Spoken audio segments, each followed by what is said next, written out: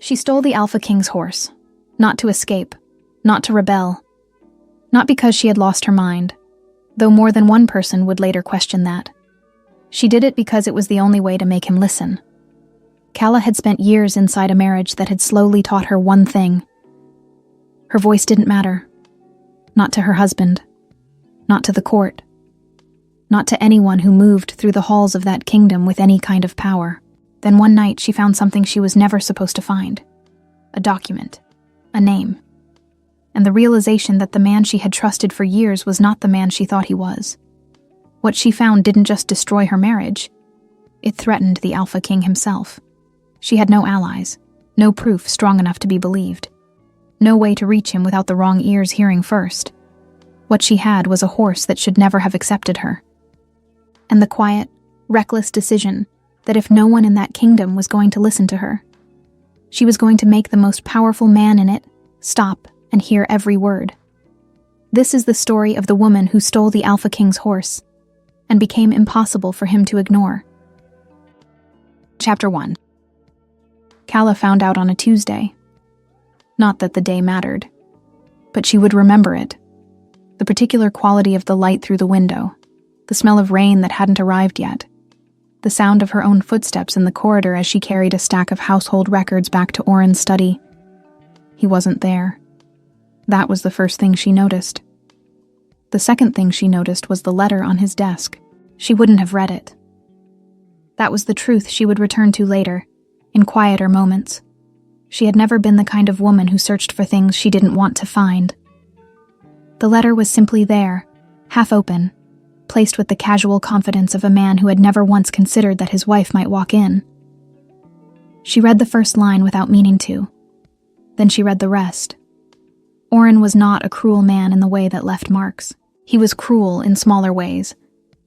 The kind that accumulated slowly, over years. Until one day you looked up and realized you had learned to make yourself very quiet without ever deciding to.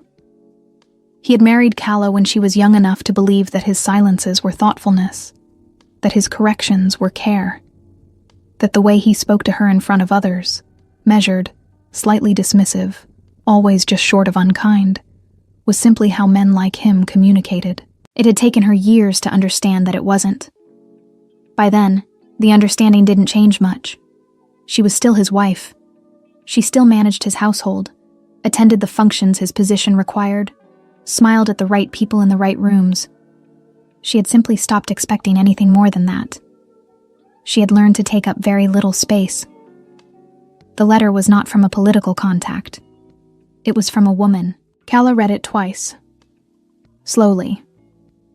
The way you read something when part of your mind is still insisting that you've misunderstood. She hadn't misunderstood. She set the letter back on the desk exactly as she had found it. Walked to the window. Stood there for a moment looking out at the courtyard below. The stable hands moving between buildings. The gray sky pressing down over the rooftops. Everything continuing exactly as it had been 30 seconds ago. Through the window she could see part of the training grounds beyond the lower walls. A white horse moved across the distance. In fairness to her, she had always suspected something. She had simply never allowed herself to look. Then she turned back to the desk, and that was when she saw the second document. It had been partially tucked beneath a ledger. Not hidden, exactly. More like set aside. The way you set something aside when you intend to return to it and assume no one else will be there when you do. Calla almost didn't pick it up. She picked it up. It took her several minutes to understand what she was reading. The language was careful. Deliberately vague in places. The kind of writing produced by people who needed a record of something without the record being too legible to the wrong eyes. But she understood enough. Oren's name. Beside it, a date. Beside the date, a location. One she recognized immediately as a place the Alpha King was scheduled to appear the following month. 3 other names beneath it, none of them minor. 2 of those names belonged to men she saw regularly at court. Men who stood within sight of the Alpha King's throne. She placed the document back beneath the ledger, picked up her household records, and walked out of the study. She did not run. She did not make a sound. She simply walked back down the corridor with the particular steadiness of a woman who has just realized that the ground beneath her feet is not what she thought it was, and has decided, for now, to keep walking anyway. Oren left 3 days later, a diplomatic commission, several days away from the kingdom.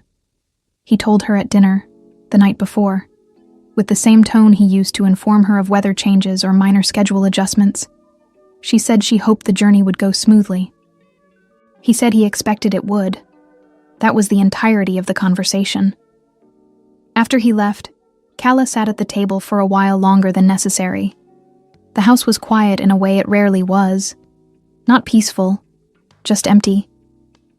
She thought about the letter. She thought about the document. She thought about the names on it, and the positions those names held, and how many of those men she would pass in a corridor without either of them showing any sign of what she knew. She couldn't go to the Alpha King directly, not through any channel she trusted, not with those names on the list, not without knowing whose ears a message might pass through first. The question was not whether she should tell him. The question was how. She tried the obvious things first.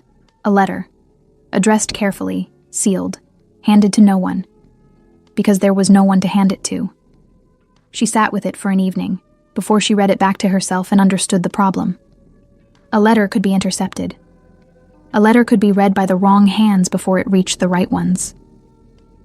A letter from the wife of one of the men named in the document was, at best, suspicious. At worst, it was exactly the kind of thing that disappeared quietly and was never spoken of again. She burned it. She considered a messenger, someone outside the court, outside the network of names she now turned over in her mind like stones she was afraid to look beneath. But a messenger needed instructions. Instructions needed to be specific enough to be useful and vague enough to be safe, and she could not find the line between those two things. She considered saying nothing. She sat with that option longer than she would have liked. That was perhaps the most honest thing she admitted to herself that week. In the end, it was not courage that moved her. It was arithmetic. The date on the document, the location. The Alpha King scheduled to appear there the following month. Whatever was being planned, it was not being planned for some distant future. It was close. And getting closer with every day, she spent burning letters and trusting no one. She needed to reach him. The question was still how. She heard about the training session by accident. A conversation between two household staff, passing in the corridor. The royal horses. An exercise in the eastern fields. The Alpha King would be present. Not formally, not ceremonially, simply there. The way men like him were sometimes simply present at things that mattered to them. Calla filed the information away without examining why. She told herself she was going to observe, to think, to see if proximity suggested anything that distance had not. She went. The eastern fields were open and wide, bordered by a low stone wall that separated the training grounds from the road. A small number of people had gathered along the wall. Not a crowd, not a formal audience, simply the kind of quiet attendance that collected around things that were worth watching. Calla stood at the edge of it and looked. The horses were extraordinary. That was the first thing. Moving in patterns that spoke of long training and longer trust, responding to commands she could barely see being given. The handlers moved with them in a kind of practiced ease that made the whole thing look effortless. Jasper stood to the side. She had seen him before, at court functions, at a distance, in the way one sees powerful men, as a presence, a title, a position. She had never particularly looked. She looked now. He was watching the horses with the focused attention of someone who was not performing interest, but genuinely felt it. Saying something occasionally to the man beside him. Not smiling exactly, but not the distant formality she had expected either. Around him, guards, officials, handlers, attendants. A permanent architecture of people whose entire function was to manage access to him. She understood, with a clarity that settled in her chest like cold water, that there was no way through it, even if she crossed the field, even if she reached him, even if she said his name and he turned, There would be ears on every side of that conversation. Eyes she couldn't account for. Names she recognized from the document, possibly, standing close enough to hear. She had come here looking for an opening. There wasn't one. She was about to leave when the white horse stopped. She noticed him because he had been moving, and then he wasn't. The other horses continued their patterns. The handlers continued their work. But this one, larger than the others, older somehow in the way he carried himself, had simply gone still. Then he turned. He walked toward the wall with the unhurried certainty of an animal that had decided something and saw no reason to reconsider. The handlers glanced at each other. One of them took a small step forward, then didn't. The horse stopped in front of Calla. She didn't move. She wasn't sure why. He was very close enough that she could see the particular quality of his stillness, which was not the stillness of an animal waiting to bolt, but of one that had arrived somewhere it intended to be. Slowly, she raised her hand and touched the side of his face. He didn't move. Somewhere behind her, she heard someone say, quietly, "He doesn't do that." She didn't look up. She kept her hand where it was, and the horse kept his head where it was, and for a moment the rest of the field seemed very far away. When she finally looked up, Jasper was watching. Not the horse. Her. She dropped her hand, stepped back, gave no acknowledgement, not a nod, not a bow, nothing that would draw more attention than had already been drawn. Then she turned and walked back the way she had come, steadily, without hurrying. That night she sat at the window for a long time. The fields were dark. The kingdom was quiet. Somewhere in the distance, the faint sound of the watch changing. She thought about the document, the date, the names. She thought about the wall of people around Jasper and the impossibility of crossing it through any normal means. Then she thought about the horse. The way he had walked toward her without hesitation. The way he had stood.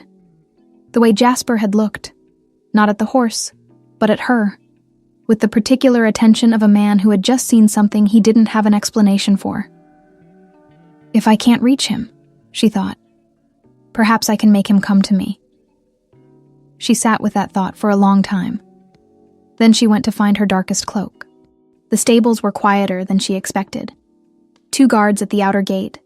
She had watched the rotation for 3 nights and knew the gap. A single lantern burning near the entrance. The smell of hay and horses, and the particular stillness of animals settled into sleep. She moved along the wall with her cloak pulled close, hood forward. Her heart was doing something she chose not to pay attention to. The horses stirred as she passed. Small movements, soft sounds, the shift of weight in the dark. She kept going, past the first stalls, past the second, until she reached the end of the row. A shell was already watching her. She stopped. He was very still, the same stillness she remembered from the field, the quality of something that had decided and was simply waiting for the rest of the world to catch up. His eyes caught the lantern light from the entrance, distant and steady. Calla unlatched the stall door. He walked out calmly, the way a horse walks when it knows exactly where it's going. She took hold of the bridle with hands that were not entirely steady, and he allowed it without comment, without resistance, without any of the difficulty she had prepared herself for. As it turned out, the hardest part of stealing the Alpha King's horse was getting back out through the gate. She led him to the side entrance, the gap in the rotation, the dark stretch of road that curved away from the kingdom walls toward the open fields beyond. Then she mounted, and Ashel ran. She heard the alarm behind her at some point.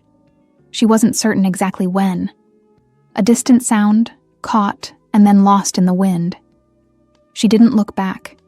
She kept her head low and let the horse carry her, and he ran the way he did everything else, with total certainty, as though this too had already been decided. She had thought about how far to go. Far enough that no one could hear. Close enough that they would catch her before morning.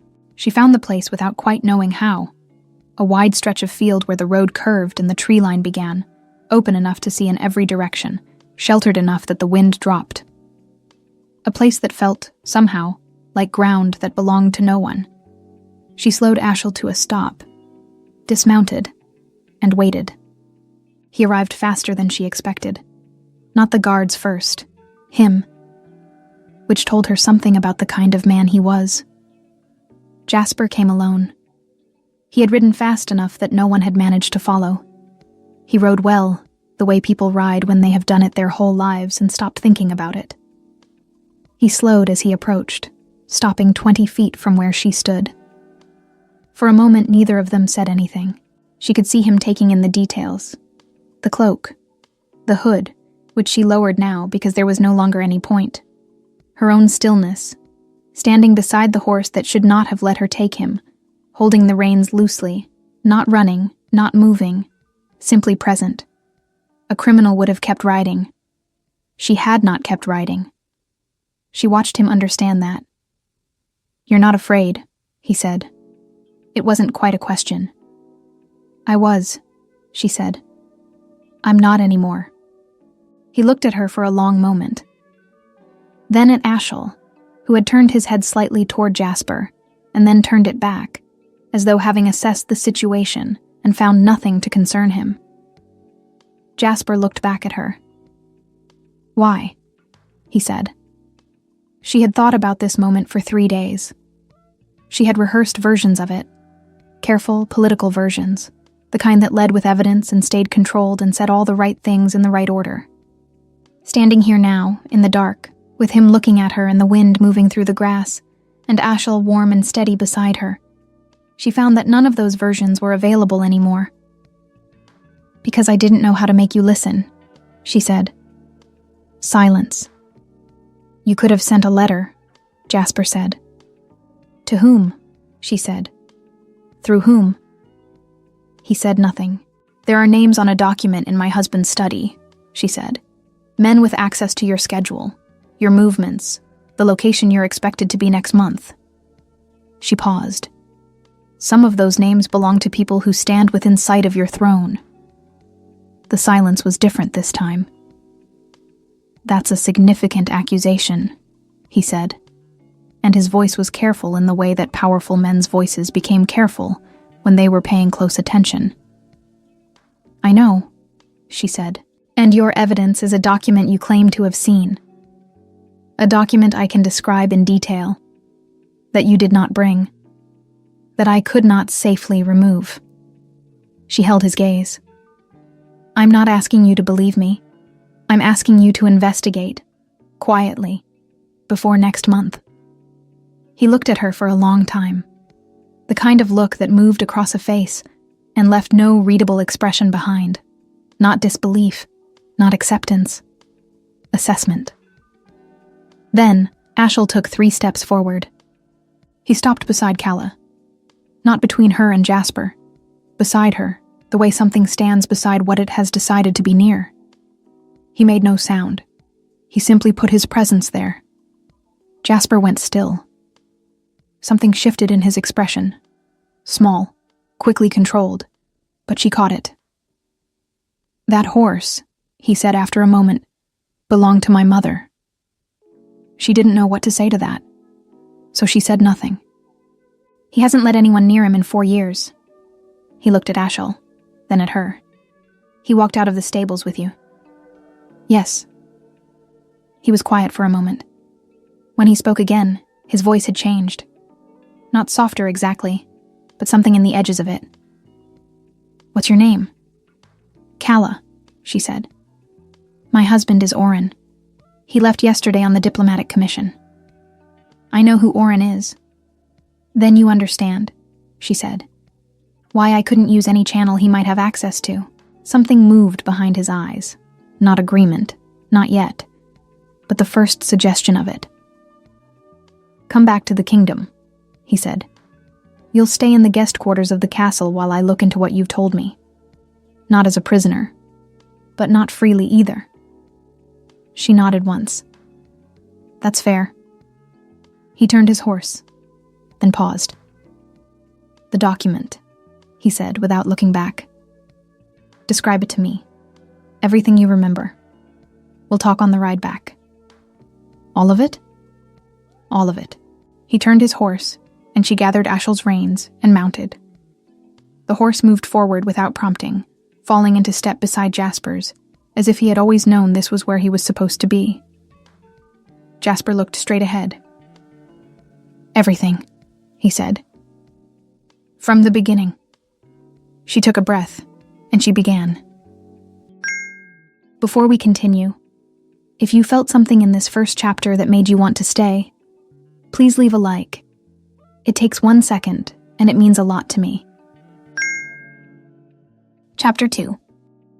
The guest quarters were on the eastern side of the castle, 3 floors up, with a window that faced the training grounds. Calla noticed this immediately. She noticed other things too, the quality of the silence, which was different from the silence of Oren's house. Less empty, more deliberate, the kind of quiet that existed around power, rather than in the absence of it. The way the staff moved through the corridors with the practiced efficiency of people who had learned not to appear curious, even when they were. A woman brought her a change of clothes without being asked. Another brought food. No one explained anything. No one asked her anything either, which she suspected was intentional. She ate. She slept eventually, more deeply than she had in days. In the morning, a guard informed her that she was free to move within certain areas of the castle. The guest quarters, the great hall during mealtimes, the eastern courtyard. "And the stables?" she asked. A brief pause. "The stables as well." Jasper sent no word for 2 days. She understood this was not neglect. Somewhere in the castle, or beyond it, things were moving. Questions were being asked by people who knew how to ask them. Documents were being cross-referenced. Names were being checked against schedules and access records, and the quiet accumulation of small inconsistencies that only became visible when someone knew where to look. She had given him everything she remembered. On the ride back, and again the following morning with someone taking careful notes. The date, the location, the names, the specific phrasing of certain lines she had read twice and couldn't unread. Now there was nothing to do but wait.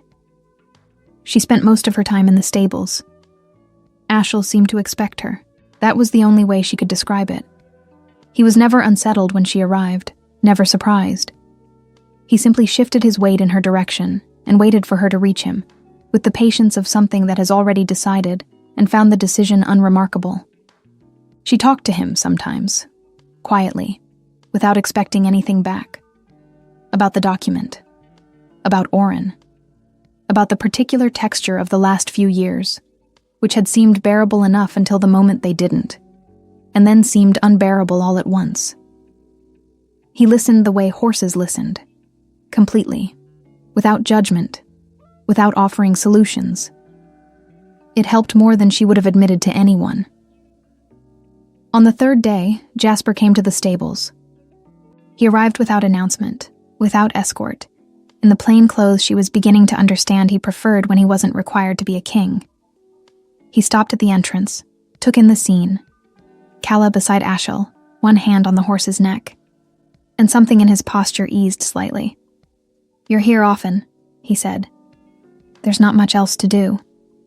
He moved further in, stopping on the other side of Ashel, who acknowledged him with the quiet familiarity of long association. Jasper ran a hand along the horse's flank with the ease of someone who had done it 10,000 times. "My mother called him Ashel," he said, after an old word for morning light. She said he reminded her of it, the way everything looks possible before the day begins. Calla looked at the horse. That's a good name for him. She had a talent for that. A pause. She was the only other person he ever chose. She didn't know what to say to that, so she said nothing. "What happened to her?" Calla asked. Then, "You don't have to answer that." "She died," he said. "Some years ago. It wasn't sudden, which people always assume makes it easier." He was quiet for a moment. "It doesn't, particularly." "No," Calla agreed. "It doesn't." They stood on either side of the horse in silence that felt, surprisingly, like the comfortable kind. He stopped eating for a while, Jasper said eventually, nodding toward a shell. After, He'd accept care from the handlers, but nothing more. No riding, no training. He'd simply stand in the field and look at nothing. Grief, Calla said. That's what the head groom called it. He glanced at her. I thought it was a bit much to attribute grief to a horse. And now, something moved at the corner of his mouth. Brief, almost unwilling.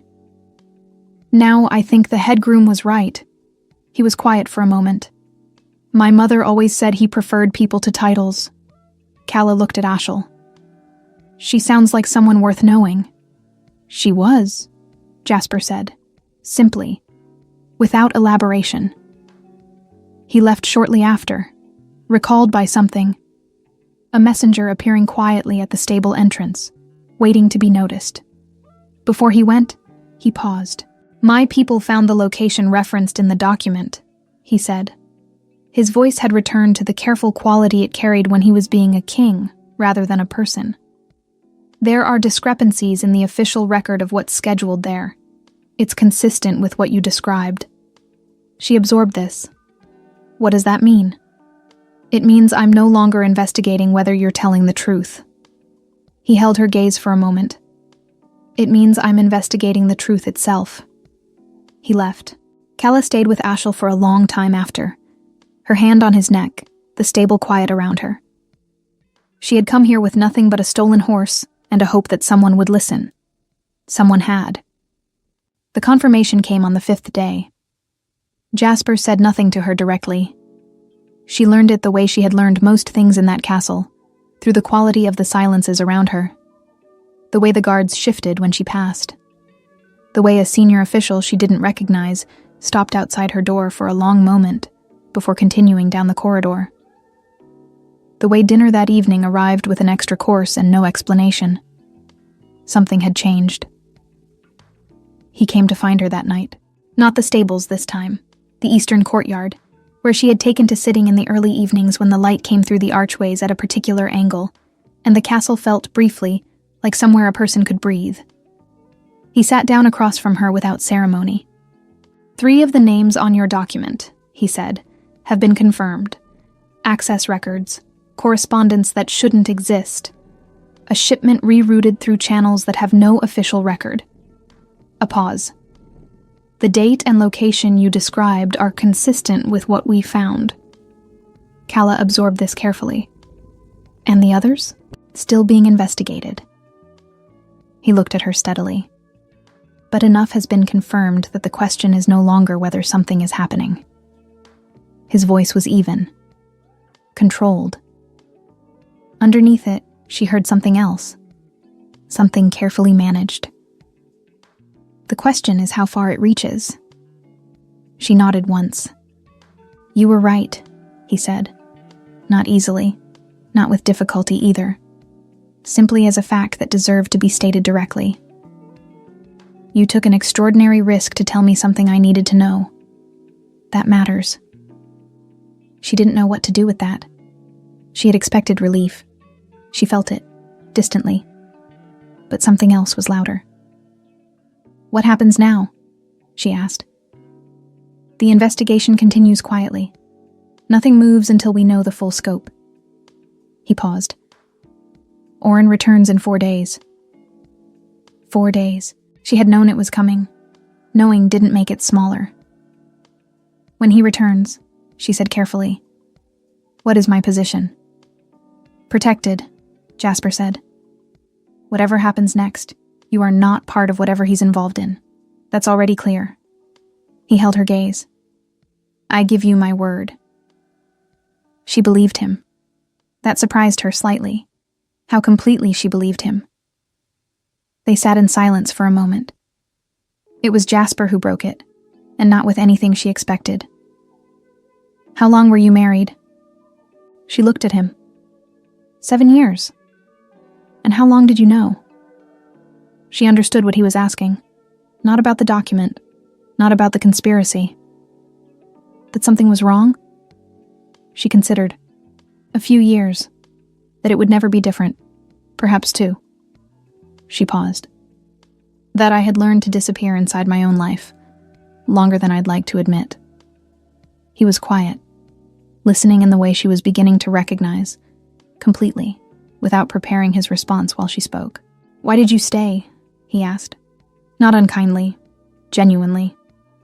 "Because leaving requires somewhere to go," she said, "and a reason that feels large enough to justify the cost."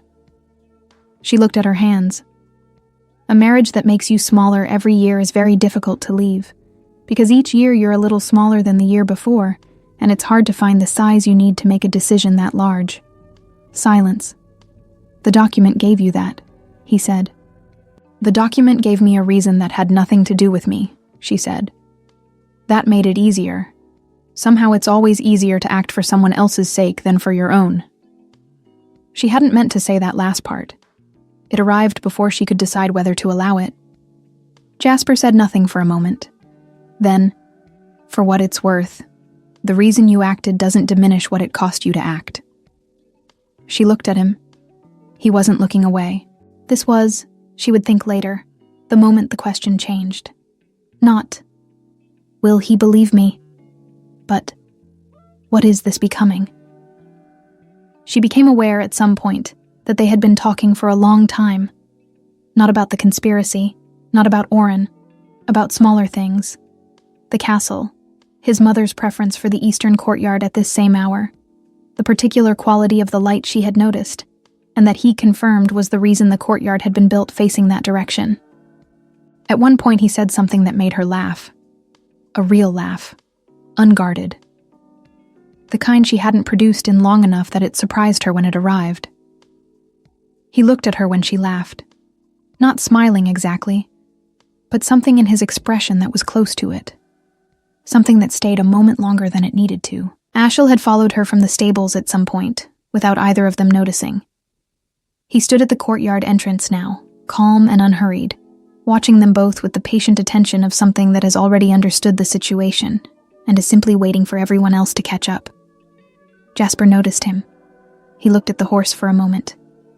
Then at Calla. He didn't say anything. He didn't need to. When she walked back to her quarters that night, the feeling that accompanied her was unfamiliar enough that it took her a moment to identify it. Not relief, not safety exactly. Something quieter than both. The feeling of having been seen, not performed for, not managed, not reduced to function or obligation or the particular usefulness a person could provide. Simply seen. She stood at her window for a long time, looking out at the training grounds below. Dark now and still. She had spent 7 years becoming invisible. She was beginning to suspect that was over. He started appearing in places she hadn't expected. Not intrusively. She wouldn't have described it that way. But she began to notice a pattern. A figure at the far end of the eastern courtyard when she took her evening walk. A pause at the stable entrance when she was already inside. A presence that arrived without announcement and departed without ceremony, and somehow managed to make both feel natural. She told herself it was oversight, that the castle was simply smaller than it seemed. She didn't entirely believe herself. On the 6th morning, she wasn't in the stables. She had woken early and walked the upper corridor instead, drawn by a window that faced north. A direction she hadn't looked yet, and something about that felt worth correcting. She didn't know that Jasper had passed by the stables. She learned it later, indirectly, from the head groom mentioning in passing that the king had stopped in briefly and then left again quickly, which was unusual because he normally stayed to check on the horses properly. She filed this information away without examining it too closely. When she did go to the stables that afternoon, Jasper was already there. He didn't appear to be doing anything in particular, leaning against the post near Ashel's stall with the ease of a man who had found a place to think and saw no reason to perform otherwise. "You weren't here this morning," he said, without looking up. "I was looking at the north view," she said. "Most people find it less interesting than the east." "Most people haven't spent 7 years looking east," she said. The north felt like a change. He looked at her then. Something quiet in his expression. "Is it?" he said. "A change." She considered the question more seriously than he had probably meant it. "Yes," she said. "I think it is." Ashel moved toward her in his customary way, unhurried, certain, and she raised her hand to his face without thinking. Jasper watched this for a moment. "My mother always said he liked honest people," he said. He glanced toward the horse. She never explained what that meant. Calla looked at Ashel. Maybe it didn't need explaining. Maybe not. A pause. She said a lot of things that made more sense later than they did at the time. "That's usually how it works," Calla said, "with people who are paying attention." He was quiet for a moment in a way that felt like agreement. They walked the eastern corridor afterward.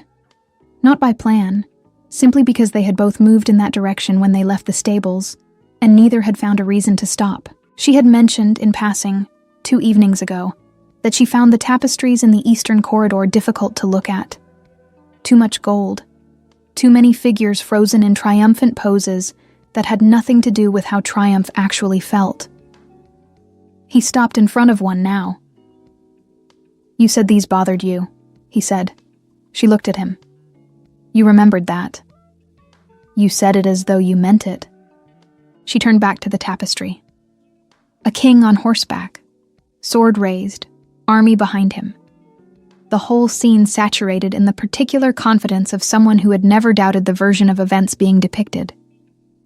"It's not that they bother me," she said, reconsidering.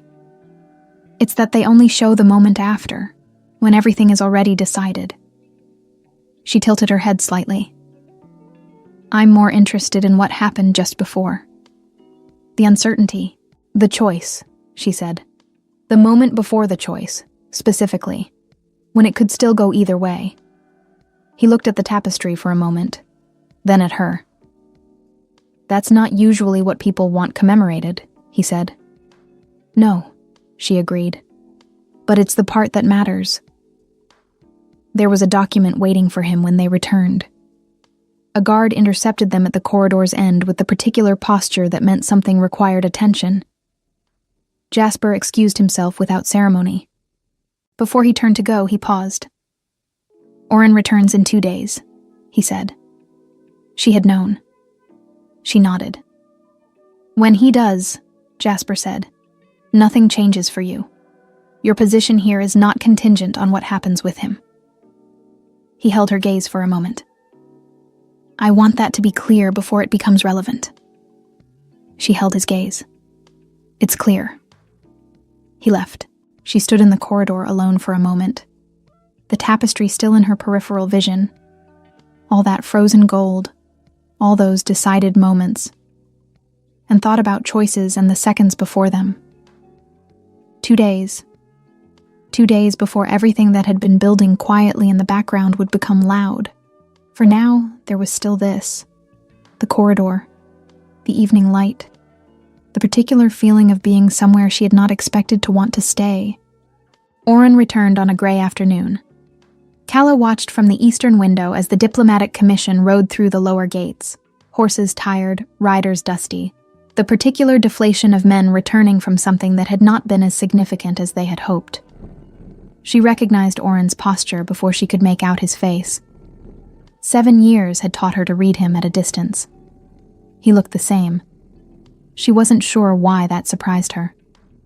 She was in the eastern courtyard when they came for him. Not a dramatic arrival. That wasn't how Jasper operated, she had come to understand. 4 guards, senior ones, with the specific quietness of men carrying instructions they had been given time to think about. No announcement, no spectacle. The kind of action that happened before anyone had decided how to react to it. She didn't see Oren's face when they reached him. She heard from someone passing through the courtyard afterward that he had asked twice who had authorized this, that he had used the word mistake several times in quick succession, that he had been calm at first, in the way men were calm when they were still certain of their own position. She returned to her quarters and sat by the window. She had expected to feel more. Jasper came to find her an hour later. "It's done," he said. "All 5 names.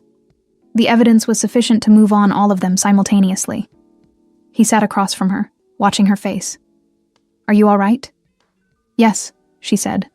Then, "I don't know." He waited. "I thought I would feel relieved," she said. "I do, I think. But it's underneath something else." "What's underneath it?" She considered. 7 years, she said. "It's a long time to carry something and then put it down. I'm not sure I know what to do with my hands." Something moved in his expression. "That's an honest answer." "I've been practicing," she said, without quite meaning to make it sound the way it did. He almost smiled. She was learning to read that too, the way it arrived at the edge of his expression and then thought better of itself. They brought Oren to the hall an hour after that, not for a formal proceeding. That would come later, with the full weight of what had been uncovered behind it. This was something smaller, an accounting, the kind that happened before the official version was written. Calla had not expected to be present. Jasper had asked her to be. She stood to the side, not prominently, not hidden, present. When Oren entered and his eyes moved across the room in the automatic way of a man assessing his situation, they found her almost immediately. He stopped. Not physically. He kept walking, kept moving toward the position he'd been directed to. But something in him stopped. He looked at her for a long moment, then very quietly. "You." Not anger, not betrayal. Something that preceded both of those things. Disbelief. Genuine, unguarded disbelief. The expression of a man who had built 7 years on a specific understanding of who his wife was, and had just discovered the foundation was wrong. She held his gaze and said nothing. She didn't need to say anything. The accounting proceeded. Jasper spoke with the measured precision of someone who had spent time ensuring every word was exactly the right weight. The evidence was presented. The scope of what had been uncovered was laid out clearly, without drama, in the way that facts presented themselves when they were sufficient on their own. Oren's composure held longer than she expected. Then, at some point during the proceedings, he looked at her again. Different this time. The disbelief had moved through something and come out the other side. "She had no idea what she was looking at," he said. To the room, to Jasper, to no one specifically. She didn't understand what... She understood precisely what she was looking at, Jasper said. Not loudly. Not with particular force. Simply as a correction that did not require emphasis to carry weight. Oren went quiet. Jasper did not look at Calla when he said it. He didn't need to. He was looking at Oren, with the specific attention of a man who has heard an inaccuracy and chosen to address it. That was enough. Afterward, in the corridor, Jasper fell into step beside her without discussion. They walked for a moment in silence. "The marriage," he said. "Legally, given Oren's position and what's been uncovered, there are grounds for dissolution. Quickly, if you want that." "I want that," she said, without hesitation. He nodded. "It will be arranged." Another few steps. "What happens to me?" she asked. "After." "That," Jasper said, "is entirely up to you." She looked at him. "You have options," he said. "Property rights, given the circumstances. Letters of introduction, if you want to go somewhere else. A position here, if you want to stay. Something real, not ceremonial." He paused.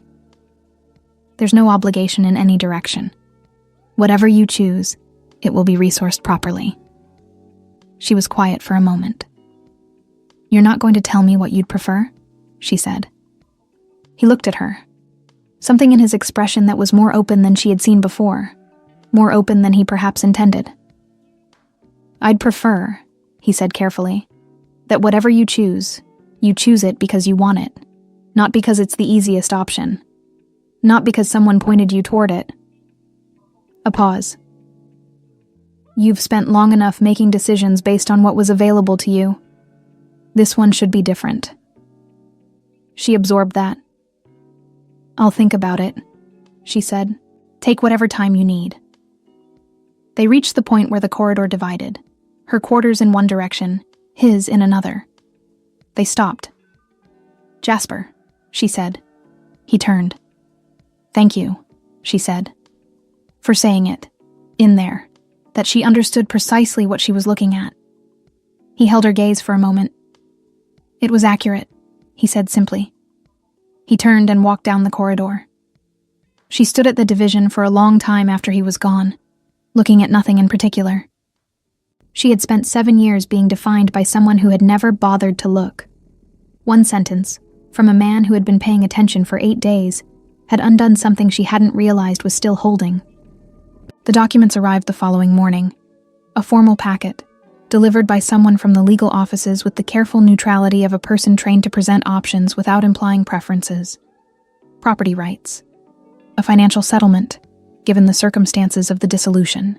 3 letters of introduction, one to a household in the northern province, one to a scholarly institution 2 kingdoms east, one to a trade council that apparently had use for people who were good with records and better with discretion.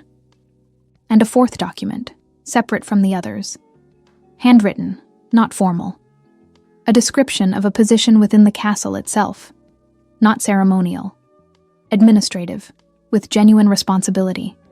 The management of certain records and correspondence that currently had no one overseeing them properly, no signature. She knew whose handwriting it was. She sat with the papers for a long time. This was the thing no one told you about freedom, she thought. That it arrived looking exactly like a decision. During the years with Oren, she had sometimes imagined this. Not in specific terms, not this property or that city, but the abstract version of it. A life that belonged entirely to her, waking up in the morning without calculating someone else's mood, moving through a day without editing herself into smaller and smaller shapes to fit through doors that kept getting narrower. She had imagined it would feel like exhaling. It did, a little. But it also felt like standing at the top of a very large staircase in the dark, knowing that she needed to go down, and having no idea which step was first. She set the papers aside and went to the stables. Ashel was waiting, as he always was. She stood with him for a long time without speaking, her forehead resting against the side of his neck. The warm animal smell of him steady and grounding. Outside, the castle went about its business. Somewhere in the distance, voices, the sound of horses in the training ground. The ordinary continuity of a place that did not pause for anyone's private reckoning. She lifted her head. She had come here with nothing but a stolen horse, and a hope that someone would listen. That wasn't entirely true anymore. She had come here with 7 years of silence, and the accumulated weight of a woman who had learned to disappear. And somewhere in the last 8 days, between a field at night and an eastern courtyard, and a corridor full of frozen tapestries, she had stopped disappearing. Not because someone had told her to, not for a reason that had nothing to do with her. For no reason at all, except that she had decided to. She hadn't noticed the moment it happened. But standing here now, she thought it might have been when she dismounted Ashel in that field, and simply waited. Not fleeing, not performing, not making herself useful or invisible or small. Just standing there, taking up exactly the space she needed, waiting for someone to arrive. She thought about the documents on the table in her quarters. She thought about the 4th one, with the handwriting she recognized. She thought about the northern province and the scholarly institution and the trade council 2 kingdoms east. She could go. Any of it was possible. All of it was real. She stayed where she was, and breathed in the smell of hay and morning, and something that felt cautiously like the beginning of knowing what she wanted. Jasper found her there, which no longer surprised either of them. He stopped at the entrance, read the scene, and came in without asking if this was a good time. He had learned, she noticed, that asking if this was a good time was not always the most useful question. "Have you decided?" he said. "Not entirely," she said. "I'm working on it." He moved to the other side of Ashel and stood there in the comfortable way he had developed over the last several days, not filling the silence, not prompting her. Just present. "The 4th document," she said after a moment. "Yes, that was you." "The position exists," he said. "It needed to be filled by someone. The description I gave was accurate. It was also she said. Written by hand. A pause. Yes, he said. She looked across at him over Ashel's back. He was looking at the horse, but not really. The slightly unfocused attention of someone thinking through something they haven't yet decided to say. You could have pressured me, she said. You didn't. No. Why? He was quiet for a moment. Because whatever you choose should be yours, he said. You've spent long enough in a life that was built around someone else's preferences. He glanced at her. I have preferences. I'm aware of that. But they're not. They shouldn't be what decides this. She held his gaze. What are they? She said. Your preferences. Something shifted in his expression. The careful management he applied to his own face loosened, slightly, in the way she had learned to watch for. I'd like you to stay, he said, simply, without dressing it up or diminishing it. Not for the position, not because the records need managing.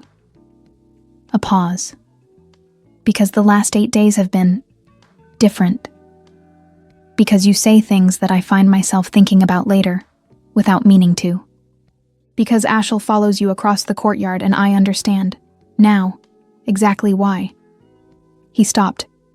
But I'm aware that is my preference, not a claim. She was quiet for a long moment. The wind moved through the stable entrance, the kind of late-morning wind that carried the beginning of warmth in it. A strand of her hair crossed her face. Jasper reached across and moved it. It was a small gesture. Unconscious, she thought.